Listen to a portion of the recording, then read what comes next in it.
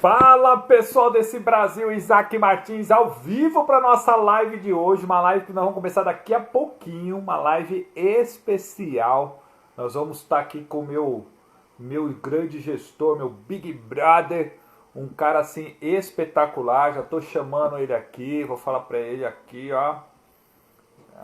Miguel Mar, vocês vão curtir muito o treinamento, tanto que agora eu já entrei antes, até para a gente já se adaptar a essa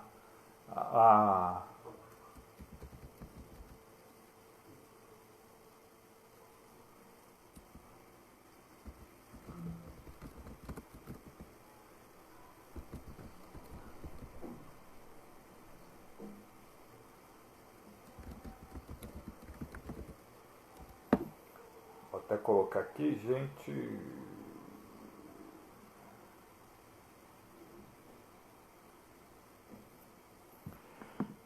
Seja bem-vindo, gestor. Daqui a pouco nós já vamos começar a nossa live hoje com a participação aí de um camarada espetacular. Nós vamos fazer essa live aqui compartilhada quando for exatamente às 12 horas e 30 minutos, falta 3 minutinhos. Eu já entrei porque aí eu já fico compartilhando com todo mundo aqui a live. Então, seja bem-vindo você que está assistindo aí ao vivo, mais um dia. Hoje o tema vai ser o seguinte, eu vou bater um papo com o Miguel Mar, que é um dos grandes especialistas da mente humana. Ele é um estudioso da mente humana, um dos camaradas que eu aprendo demais com ele. E aí nós vamos falar um pouquinho sobre como que nós que atuamos na área comercial podemos fazer para não enlouquecer nessa pandemia. A mente é muito forte, então nós precisamos tomar cuidado para não ficar maluco. Então, vai entrando, se você quiser já fazer suas perguntas, já pode fazer suas perguntas, que daqui a pouco nós já vamos iniciar forte, ao vivo aqui, a nossa live.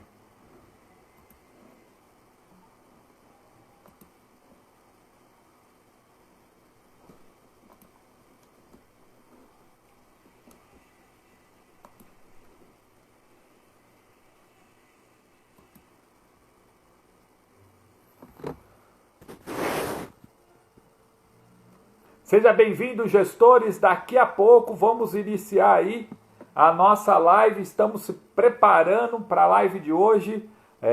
Aqui, Flávio, seja bem-vinda. Muito bom, Fábio Maia Vital também. Seja bem-vindos. Já estamos logo, só estou esperando aqui o nosso convidado para a gente bater um papo, para a gente trocar uma ideia sobre a parte de vendas. É um grande especialista na área da mente humana, Master Mega Power Coach. E aí ele vai estar falando aqui comigo ao vivo. Deixa eu já até chamar ele aqui.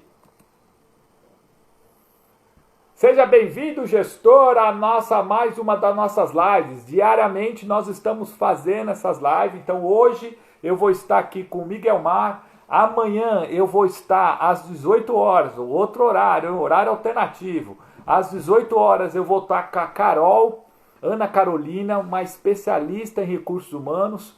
Aqui, Miguel já está por aqui. Vamos lá adicionar você aqui, gestor. Vamos lá aqui.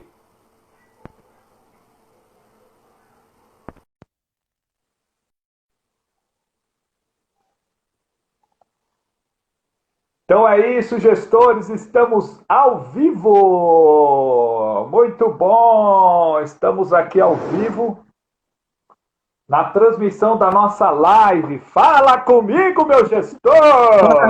Seu Isaac Martins, meu irmão, tudo firme? Como é que tem essa energia, como é que tem essa força por aí?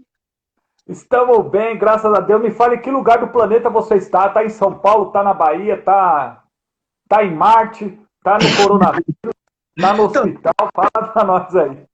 Eita, tô em São Paulo aqui em casa, trabalhando de casa, trabalhando aqui no escritório, então estamos aqui fazendo esse trabalho nesse momento diferente, né, que é esse momento de quarentena, ajudando as pessoas a se manterem bem, ajudando as pessoas a se manterem focadas naquilo que é importante para elas nesse momento. Ô Miguel, E aí, como que estão o trabalho em si com essa questão da pandemia, mano? Isaac, assim, para mim, pessoalmente, o trabalho aumentou bastante, sabe?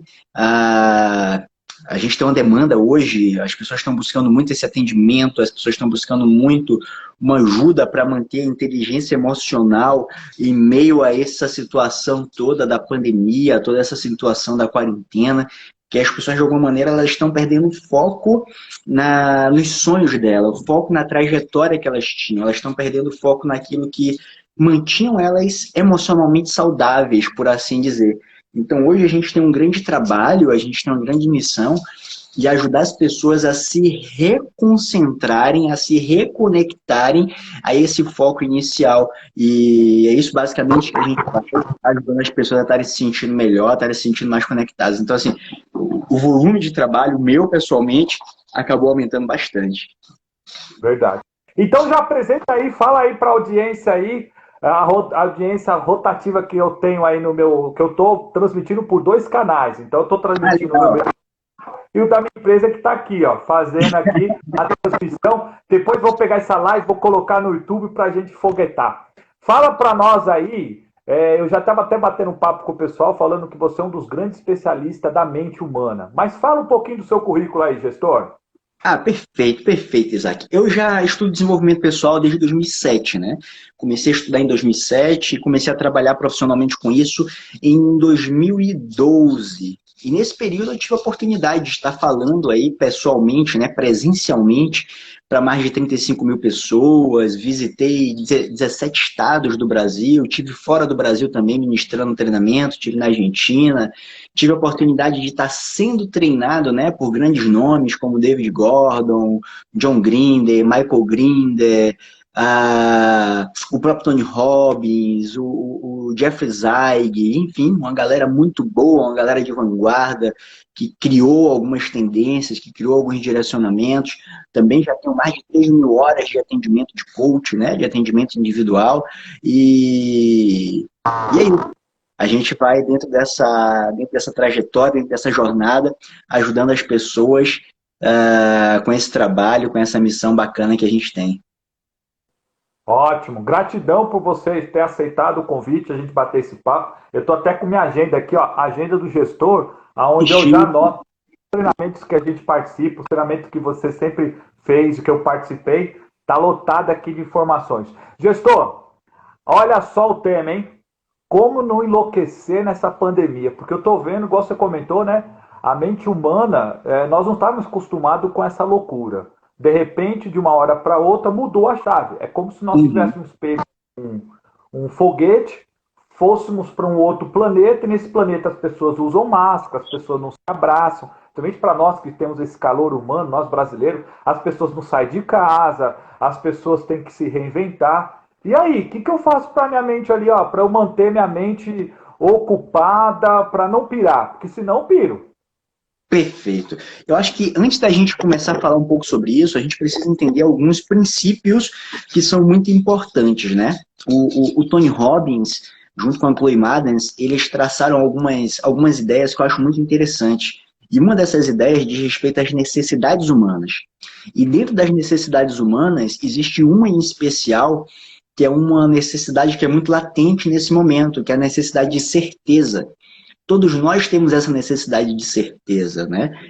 Não é à toa que tem tanta gente querendo fazer concurso público, não é à toa que tem tanta gente buscando uma poupança, não que isso seja errado, mas buscando uma poupança para emergência e coisa e tal, ao invés de ter uma poupança para prosperidade, uma poupança para investimento, elas querem uma poupança para emergência, porque até esse nome ele traz mais esse senso de certeza.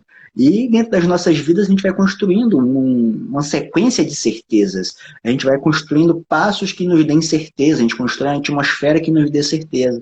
Mas quando a gente chega em uma situação como essa, o que a gente acaba tendo é o oposto disso. A gente acaba tendo muita incerteza. E o ambiente de incerteza é um ambiente que poucas pessoas elas têm uma disponibilidade natural para estar bem nesse ambiente. é um ambiente onde poucas pessoas elas conseguem a se colocar, a se permitir, onde elas conseguem estar com mais naturalidade, com mais facilidade. E a incerteza, a variedade é uma outra necessidade também, que ela é paradoxal, ela é antagônica à necessidade da certeza. Mas quando a gente tem certeza demais, a gente entra no tédio, né? A gente tem aí, sei lá, 60, 70% dos brasileiros que declaram que gostariam de passar em um concurso público, mas a gente tem em torno de 70, 80% dos concursados que dizem que já não suportam mais ser concursados, que querem alguma coisa diferente. Porque quando você tem muita certeza, você entra no tédio. Quando você tem muita certeza, você entra na zona de conforto que é desconfortável, que é muito limitante para a gente. E o oposto disso é o que a gente está vivendo agora. Uma zona com muita incerteza. Empreendedor não sabe como vai seguir o seu empreendimento, empregado não sabe como vai estar o seu emprego, uma pessoa com a saúde mais debilitada não sabe como vai ser a sua resposta a um possível ataque do vírus, a uma possível contaminação do vírus. Quando a gente olha para o cenário mais macro, a gente não sabe como o Brasil e o mundo vai reagir a isso. Quando a gente olha para o cenário mais micro, a gente fica com incertezas sobre eventuais prestações que fizemos, sobre relações que a gente tem com as outras pessoas. Então, assim, para que a gente não pire, a primeira coisa para que a gente entender é que vamos passar por um momento de incerteza, sim, e a pergunta que nós precisamos fazer é: esse momento de incerteza é uma oportunidade para quê? Esse momento de incerteza é uma oportunidade para que a gente vá para que nível, para que a gente realize o quê? Esse momento de incerteza ele vai nos ajudar a fazer o quê? Que aprendizado eu vou tirar disso? Que tipo de atitude eu vou ter diante disso? E quando a gente começa a pensar dessa forma, eu acredito que a gente começa a mudar o foco. E aí eu começo a responder a sua pergunta agora. O que não fazer para pirar aqui agora? Então eu começo a mudar o foco. Quando eu mudo o foco, eu deixo de enxergar a crise e começo a enxergar o pós-crise. Se a gente pegar relatos de pessoas que passaram por situações muito mais desafiadoras, por assim dizer, mais desafiadoras do que essa que nós estamos passando, a gente pode pegar o relato do Viktor Frankl, que ele foi colocado num campo de concentração e depois escreveu livros extraordinários e ele mostrou como as pessoas reagiam emocionalmente dentro daquele cenário. E assim, o ponto básico, o ponto-chave do que o Viktor Frankl traz para a gente é que as pessoas que conseguiram se manter bem durante o processo e pós-processo ali de confinamento dentro dos campos de concentração eram pessoas que tinham sonhos, eram pessoas que estavam conectadas a outras pessoas, eram pessoas que não apagaram do seu coração o desejo de fazer algo ali depois. Então, quando a incerteza chega, muitas pessoas acabam apagando do seu coração sonhos, desejos, buscas, e acabam se colocando num estado de paralisia, num estado onde ela não consegue produzir muito. Então, eu acredito que o primeiro passo é resgatar seus sonhos. O primeiro passo é aproveitar esse momento para que você reorganize esses sonhos, reorganize as suas metas, para que você coloque o seu foco naquilo que você tem de produtivo, naquilo que você tem de bom, naquilo que você tem de extraordinário para entregar. Muito bom. Ó, só o pessoal comentando aqui, o Luciano tá falando, ó, dois grandes gestores. Aqui, ó, é isso aí, muito bom, a questão da emoção. Nós temos uma gestora aqui, não dá pra gente saber qual é, mas falou, ó, Miguel Mar é fera. Esse daí é top, top, top. Aqui no meu outro, aqui o pessoal tá entrando, tá comentando, tá curtindo muito. Aí tem uma pergunta aqui. Então, a emoção, lidar com a emoção agora, nesse exato momento, é primordial. Perfeito, é primordial, né? Só antes de falar sobre essa questão da emoção, mandar um abraço aí para Lilian Salum, ela que é sargento lá no interior da Bahia e mantém a ordem lá na cidade, faz com que tudo fique bem organizadinho, tudo bem direitinho aí. Ela é bem andura, né, no trabalho dela, mas é um trabalho muito bem feito, um trabalho muito bacana. Com relação à emoção, Oi? A audiência qualificada. A audiência qualificada. Feliz, gratidão. Pois é. Então, assim, quando a gente fala de emoção, a gente precisa entender duas coisas relacionadas à emoção. A primeira coisa é que a emoção, de alguma forma, ela vai ser o suporte para a minha ação. Quando eu estou envolvido por emoções positivas, por emoções alavancadoras, por emoções úteis, o que é que eu faço? Eu tenho uma tendência maior de agir. Quando eu estou contaminado por emoções mais limitantes, por emoções menos boas, eu não ajo tanto assim. Eu não consigo ter tanta performance assim como eu gostaria de ter. Um dia que você acorda bem, você sabe que seu dia é mais produtivo. Mas um dia que você acordou se sentindo um pouco menos bem, com um foco um pouco deslocado daquilo que você gostaria, o que acontece? A gente não produz tanto assim. Então, a nossa emoção, ela tem uma ligação direta com a nossa capacidade de agir. E por isso é importante a gente manter bem a emoção hoje. É importante a gente manter bem a emoção nesse momento de confinamento, nesse momento de incerteza, nesse momento de quarentena. E a gente costuma dizer que existem 3 pontos que são fundamentais para que a gente consiga lidar com as nossas emoções, né? O primeiro ponto diz respeito à nossa fisiologia. A PNL desde sempre fala que corpo e mente fazem parte de um só sistema. Então, como eu posiciono meu corpo, como eu coloco meu corpo, como eu coloco as minhas expressões faciais, isso vai interferir na forma como eu estou me sentindo, na forma como eu estou colocando as minhas emoções. Então, se a gente tiver um teste simples para fazer, se você que está assistindo a gente quiser fazer um teste simples, bota a mão na nuca, coloca a cabeça um pouquinho para trás, abre um sorriso e tenta pensar em alguma coisa ruim, tenta pensar em uma coisa triste, você não vai conseguir, porque a sua fisiologia, porque a forma como você está posicionando o seu corpo, ela não está congruente com a emoção limitante. E o seu cérebro, a sua mente, ela não entende que aquele é o momento de ficar triste. Então, primeiro, cuide do seu corpo, cuide da sua postura, cuide das suas expressões faciais. Segundo, cuide da sua linguagem. O que você anda conversando com você mesmo? O que você anda falando? O que você anda assistindo? De que maneira esse conteúdo está influenciando o seu cérebro? Então, cuide da sua linguagem, de todo o conteúdo que chega para você e de todo o conteúdo que sai de você. Cuide da sua linguagem. E, por fim, do seu foco. A gente costuma dizer no desenvolvimento pessoal, né, que tudo que a gente foca expande. Então, se você está focando no problema, o que vai expandir é a sensação de problema. Se você está focando naquilo que você está buscando, naquilo que é positivo, nos seus sonhos, nos seus objetivos, como eu falei agora há pouco, a tendência é que isso se expanda. E quando você mistura esses 3 pontos, foco, linguagem e fisiologia, você consegue controlar de alguma forma as suas emoções. E a gente precisa entender, antes de mais nada, que a emoção nem sempre é algo que surge espontaneamente, que surge ao acaso, mas que a emoção também é algo que pode ser controlado, provocado, promovido por nós. Muito bom essa fisiologia, né? Na minha tese lá de mestrado, eu estudei sobre a questão da fisiologia, falou que 90, se não me fala a memória, 93% da nossa comunicação é fisiológica. Não é o que eu digo, mas como eu digo, a postura. Até tinha um professor que ele ensinava a técnica do Superman, que até eu tive de fazer, eu apresentei para o meu professor, para o meu orientador, ele falou assim, ó, você tem que testar. Aí eu peguei aqui no ABC, em São Paulo, ABC é a junção do Santo André, São Bernardo, São Caetano, e aí tinha um grupo de loja que eles haviam 15 lojas de tintas. E aí eu pedi para o dono para aplicar esse teste durante uma semana para a gente ver o impacto da fisiologia. Aí eu fiz em 10 lojas, eu fiz o exercício de fisiologia e 5 não.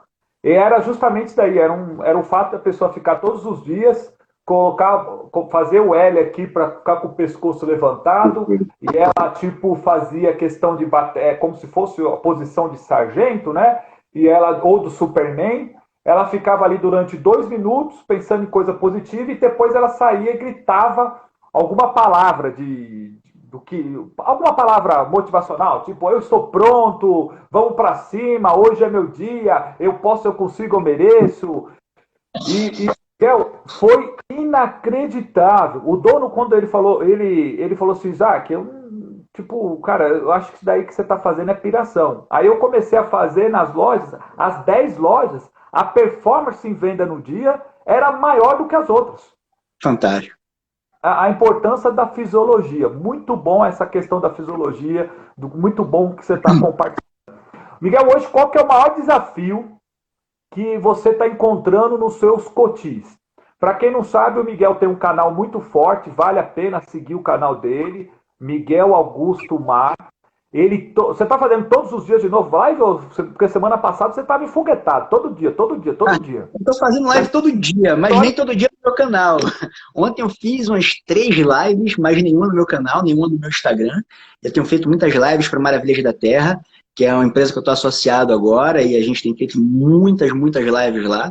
E hoje a gente vai ter mais lives lá na Maravilhas. Tenho feito lives atendendo a convites como esse seu.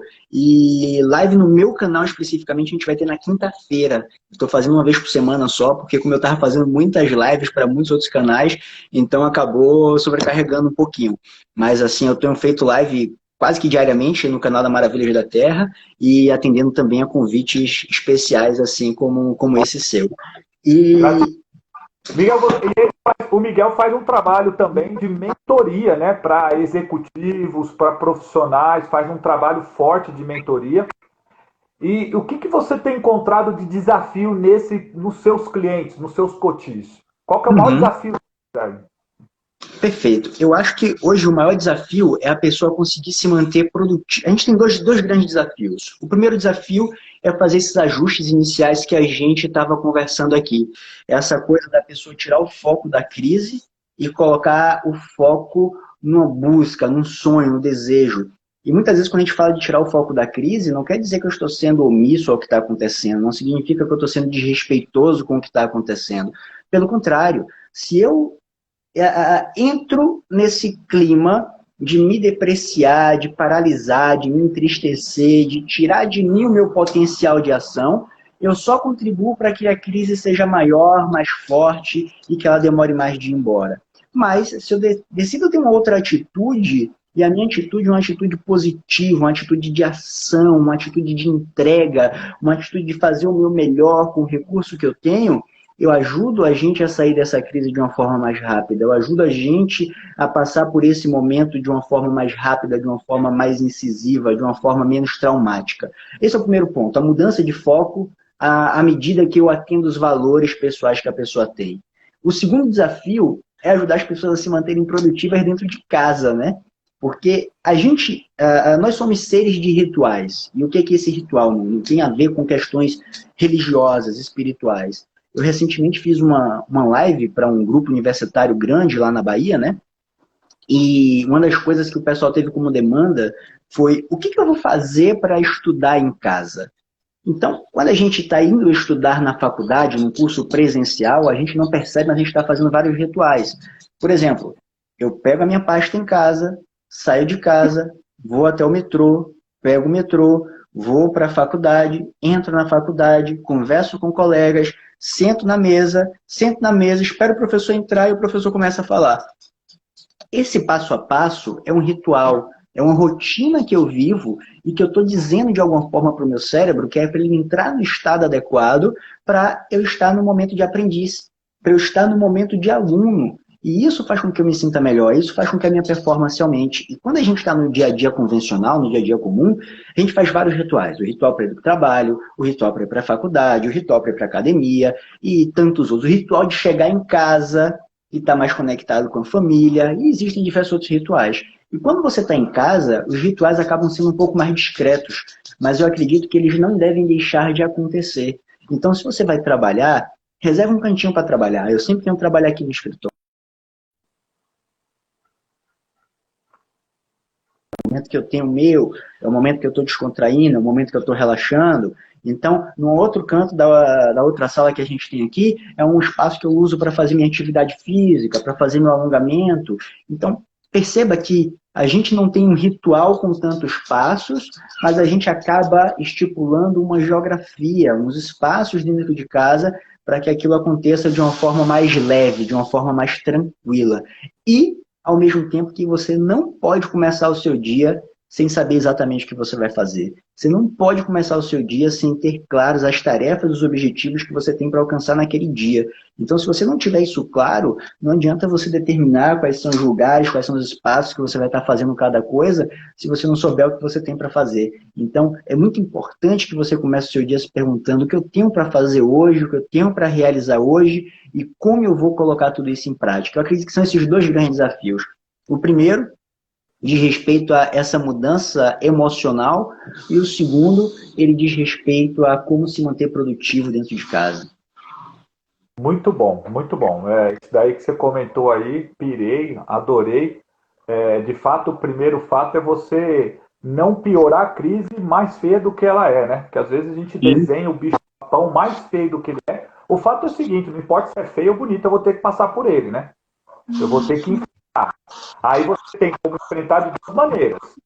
Todo mundo caiu dentro lá de um poço. Tá cheio de lama.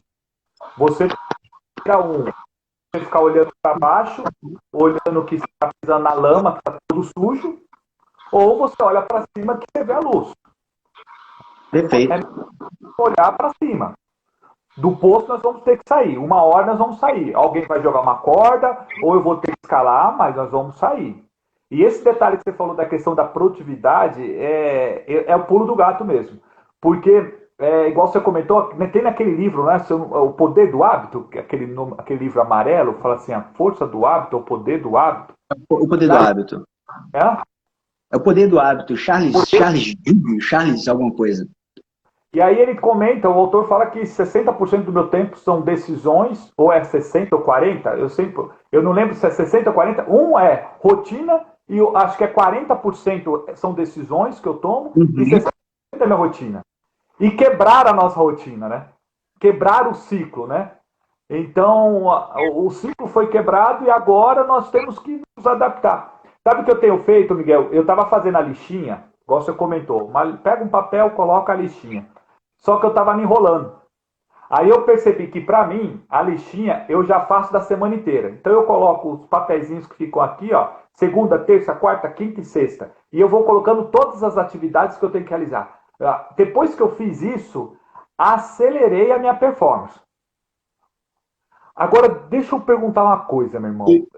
A maioria dos empresários que eu estou falando, eles estão comentando assim, Isaac, eu estou trabalhando mais agora do que quando eu ia para a empresa, assim por diante. Por que acontece esse fenômeno aí? Você tem alguma explicação? Por que está acontecendo isso? Vamos lá. Só uma coisa ainda comentando sobre o que você falou. Às vezes as pessoas, elas olham uma técnica que a gente compartilha, Isaac, e você é um cara muito bom nesse cenário também, e as pessoas querem aplicar essa técnica ao pé da letra. Para um grupo vai funcionar, para outro grupo nem tanto. E o que eu sempre digo para as pessoas é, se não funcionar para você, é porque talvez aquela técnica não era para você. O que você precisa se manter firme e se perguntando o que eu posso fazer diferente agora para que eu consiga ter essa produtividade que eu estou buscando. Você pode criar uma técnica, você pode ir lá pesquisar Pomodoro, você pode, enfim, baixar aplicativos que vão lembrar você de fazer alguma coisa, colocar as coisas na sua agenda, não sei o que você vai fazer, mas o que você precisa fazer é experimentar. Se você não experimentar, o negócio não funciona, tá?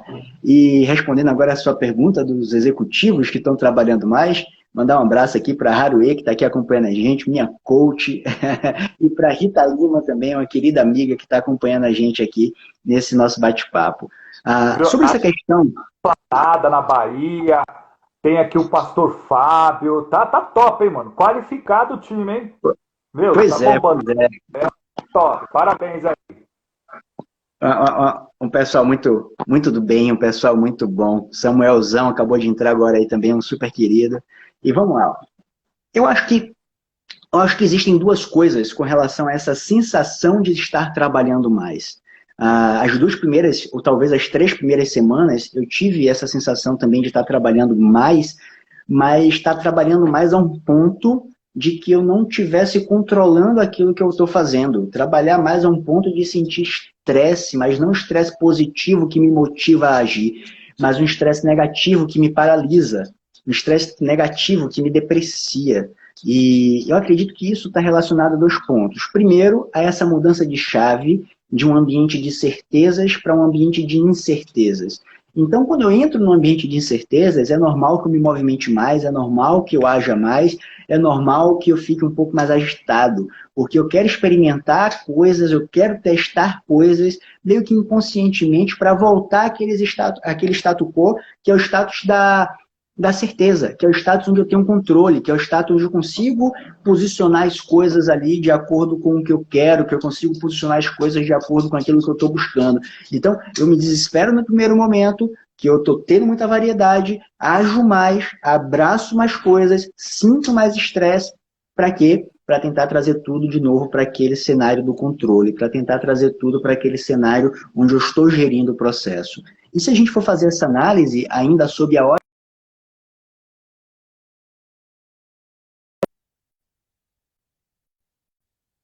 existe uma outra necessidade chamada significância.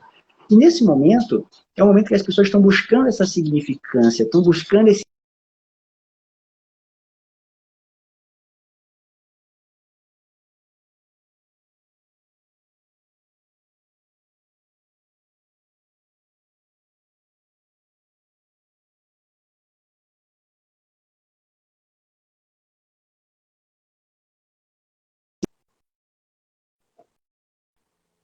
time que eu estou trabalhando mais, que eu estou aumentando meu volume e minha carga de trabalho. Então, acredito que passa por esses dois aspectos. O primeiro, a pessoa está se adaptando ali àquele novo cenário, e é normal que ela se agite mais, é normal que a gente cai na água, que a gente não sabe o que fazer, tipo, se agita, e aí depois a gente se acalma. Então, esse novo momento que as pessoas estão se agitando. E o segundo, eu acho que isso também virou uma fonte de significância para as pessoas, onde as pessoas buscam essa significância, buscam dizer que se mantêm produtivas, buscam dizer que se mantêm conectadas, aumentando a sua carga de trabalho dentro desse aspecto. E isso não é bom nem ruim, isso é simplesmente um ponto para que a pessoa, cada um, reflita e pense se isso está sendo útil para ela ou não.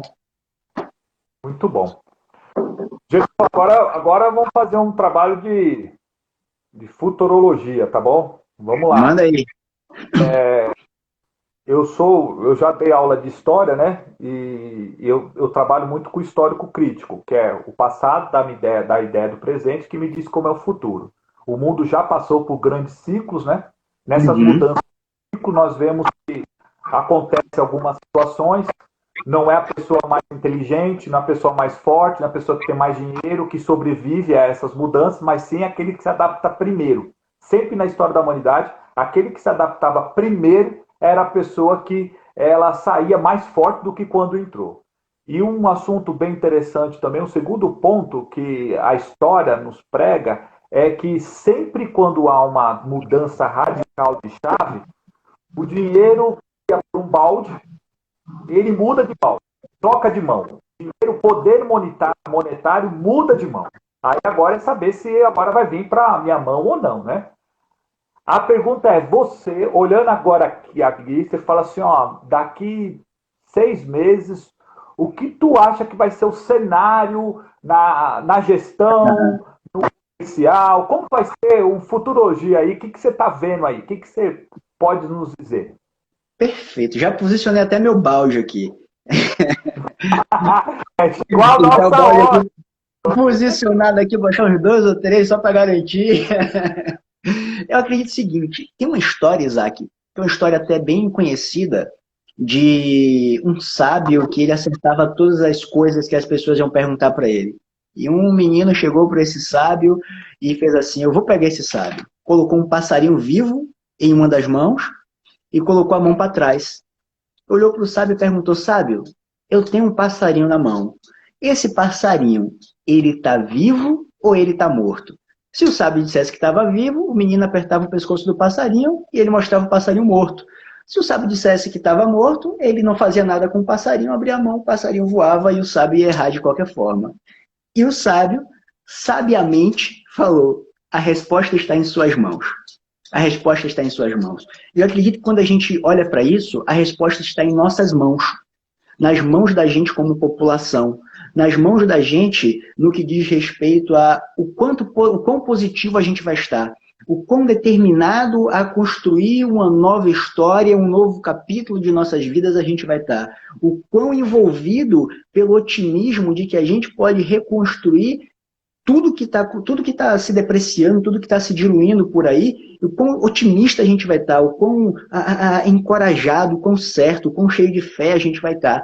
Então, eu acredito que essa resposta está em nossas mãos. Eu acho que isso depende mais da gente como população do que de qualquer outra coisa. Quanto mais envolvido, quanto mais positivo, quanto mais com vontade de botar a mão na massa, quanto mais com vontade de agir, quanto mais com vontade de fazer o negócio acontecer a gente tiver, mais rápido a gente passa sobre isso, mais a gente vai conseguir distribuir dinheiro por esses baldes, mais pessoas vão ter oportunidades, mais empresários vão se reerguer, mais empregados vão estar se empregando novamente, mais as pessoas vão estar reconstruindo a sua vida, mais as pessoas vão estar voltando a ter o padrão de vida que tinha antes, e por que não o melhor. Então, eu acho que esse momento é um momento que desafia a gente como sociedade. Desafia a gente como sociedade para ver o quão disposto a gente está a se reinventar, para ver o quão disposto a gente está a reconstruir o nosso processo, a reconstruir a nossa vida, o quão disposto a gente está a colocar a mão na massa e fazer acontecer. Na Bíblia, tem uma história muito boa, que é a história da reconstrução do muro de Neemias. O muro que ficou anos e anos caído, e Neemias, em poucos dias, não foi poucos meses, foram em poucos dias, organizou as pessoas de uma forma tal para que aquelas pessoas reconstruíssem aquele muro rapidamente e a cidade voltasse a ser protegida, e a cidade voltasse a ser fortificada. E eu acredito que é muito isso.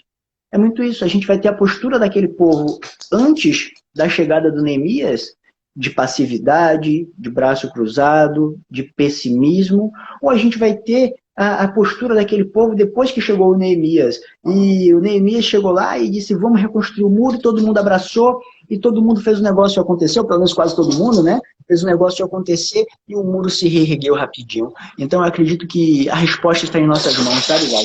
Eu acho que vai depender muito do quão otimista a gente se mantiver. E é uma das razões, eu não fazia lives, né, antes dessa pandemia, uma das razões que comecei a fazer lives foi contribuir de alguma forma para que as pessoas se sentissem mais otimistas, se sentissem com mais vontade de se manter ativas nesse processo. Então eu acredito que é muito importante que pessoas como eu, como você, que também é treinador, entrem nesse momento, entrem nesse cenário para injetar doses nas pessoas desse otimismo, dessa fé, dessa certeza de que essa transformação tem em nossas mãos. Então, se a gente fosse falar de futurologia, eu falaria disso, né? Eu falaria que a resposta está em nossas mãos. Vai depender como nós, como população, vamos agir, vai depender como nós, como população, vamos atuar depois que tudo isso passar.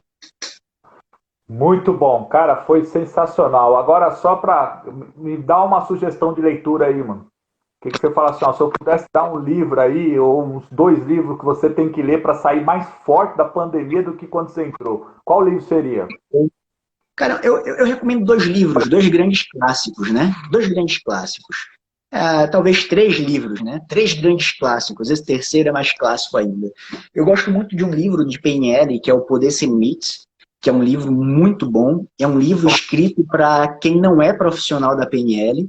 Então é muito raro a gente ter livro de PNL escrito para não profissional de PNL. A grande maioria dos livros de PNL são escritos para profissionais de PNL. E O Poder Sem Limites é um livro que pode trazer muito recurso, muita ferramenta para as pessoas, para que elas possam estar melhorando a sua forma de pensar, trabalhando em suas crenças, trabalhando a sua performance. O segundo livro que eu recomendaria é o livro do Dale Carnegie, Como Fazer Amigos e Influenciar Pessoas. Eu acho que mais do que nunca... Miguel, esse livro é daqueles antigos que tem da década passada e nunca fica velho, né? É imortal.